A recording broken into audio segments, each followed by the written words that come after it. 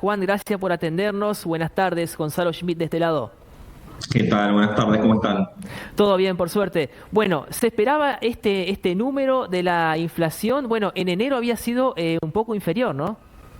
Sí, correcto. En enero fue un poco inferior. Creo que, bueno, a ver, varias cuestiones. Por un lado, cierto alerta, porque esto implica una aceleración de la inflación respecto al mes anterior, pero además en un mes, febrero me refiero, en donde tradicionalmente es un mes de baja estacionalidad, o sea, es un mes en el que en general la inflación no suele acelerarse, ¿sí? Sino más bien todo lo contrario, a diferencia de, por ejemplo, marzo, diciembre, son meses que suelen tener estacionalidad alta. Entonces, ahí hay un primer alerta.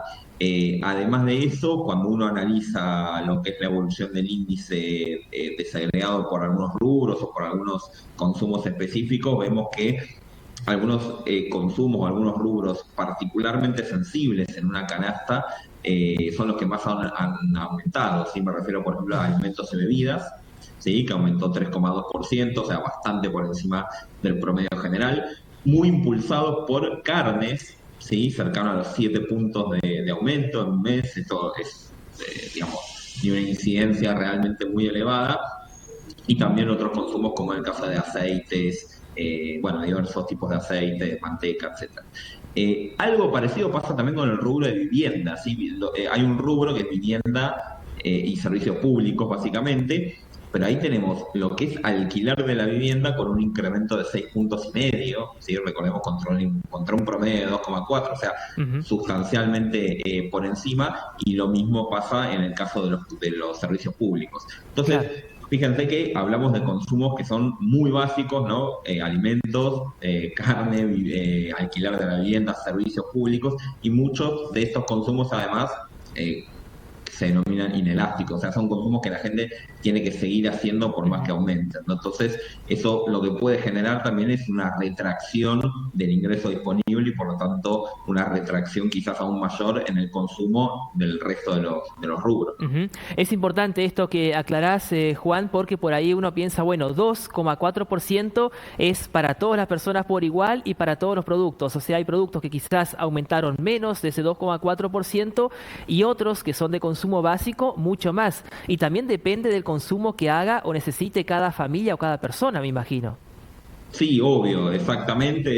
El índice se construye a través de ponderadores, es una cuestión un poco técnica, pero básicamente la idea es reflejar el consumo de la mayoría de los hogares del país. De hecho, hay ponderadores por regiones del país, o sea que no es que se aplica el mismo índice para todo el país, en donde va adquiriendo distinto peso, ¿no? Cada uno de los componentes. Ahora, los componentes que yo te mencionaba recién, tanto alimentos y bebidas como vivienda y servicios públicos, bueno, son rubros importantísimos, o sea, de alta ponderación en todas las Impostergables, regiones del claro. país, lógicamente, sí.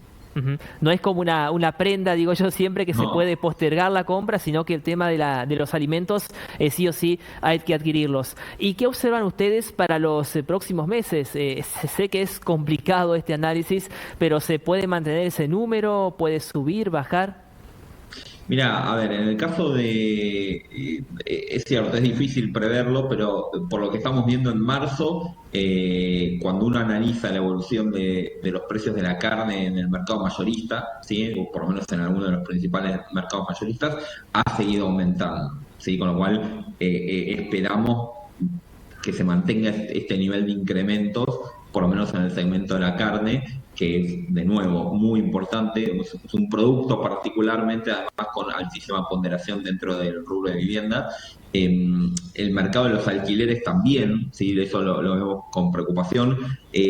Ahí, durante parte del 2024, uno podía ver un cierto repunte de la oferta de alquiler, que eso podía llegar a ayudar a temperar los precios, pero eso se está agotando, ¿sí? Porque ese stock de viviendas que sale al mercado se alquila. Hoy estamos viendo que los niveles de oferta de alquiler están más parecidos a 2023, llegando, ¿sí? Bajando y llegando a esos niveles, con lo cual eso podría anticipar también algunos aumentos en los precios que se piden, ¿no? Para alquiler o para renovar un alquiler en una vivienda.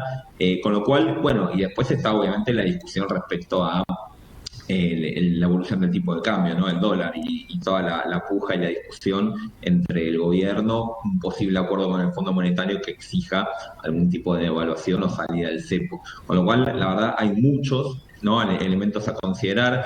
Tenemos que también considerar que marzo es un mes, como les decía al principio, particularmente sensible en materia de precios. Históricamente, digo, con alta estacionalidad, suele ser un mes de grandes aumentos en todo lo que es rubros vinculados al educativo, ¿no? Por el comienzo de las clases, tanto las cuotas de los colegios como los útiles escolares y demás. Y es un mes también que suele tener grandes aumentos por estacionalidad del rubro textil, ¿sí? Por el cambio de temporada también, por lo Ujú. cual suele ser uno de los meses más complejos, ¿no?, en materia de precios. Marzo, bueno, veremos cómo va evolucionando. Claro, en muchos rubros las ventas se han recuperado muy poco.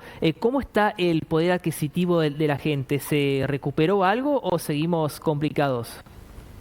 Mira, hay algunas recuperaciones marginales. La realidad es que cuando uno analiza, por ejemplo, desde fines del 23 o principios del 24 a hoy, primero, lo que vemos es una enorme disparidad, ¿sí? Dentro de lo que es el segmento de trabajadores registrados, también, por supuesto, con disparidad por los distintos gremios, las distintas negociaciones, pero ahí uno ve que casi hay una suerte de empate, ¿sí?, entre la inflación y la evolución de los salarios, de nuevo, en promedio, ¿no? Ujú. Con sindicatos que han logrado mejoras, otros que no. Pero ahí, a ver, hay una cuestión de estadística, ¿sí? Que no es que sea mentirosa, pero es como medio que lleva a la confusión. Hay un empate en lo que es el análisis entre puntas, o sea, cuando uno compara, por ejemplo, un año atrás contra hoy. Ahora, el problema es que vos durante todo el año estuviste perdiendo, ¿sí?